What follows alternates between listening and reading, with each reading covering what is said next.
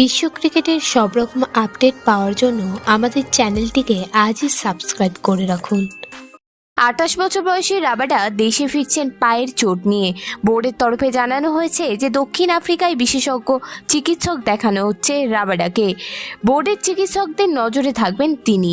আইপিএলে পাঞ্জাব কিংস দলে ছিলেন রাবাডা। প্লে অফের দৌড় থেকে ছিটকে গিয়েছে দল।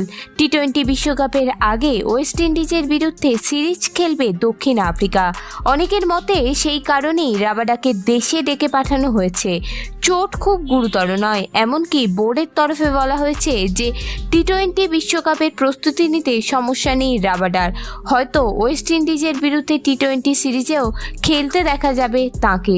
টি-20 বিশ্বকাপে দক্ষিণ আফ্রিকার প্রথম ম্যাচ শ্রীলঙ্কার বিরুদ্ধে। 2রা জুন থেকে শুরু টি-20 বিশ্বকাপ। দক্ষিণ আফ্রিকা প্রথম ম্যাচ খেলবে 3রা জুন। ভিডিওটি ভালো লেগে থাকলে বাংলার ক্রিকেট চ্যানেলটিকে অবশ্যই সাবস্ক্রাইব করে দিন।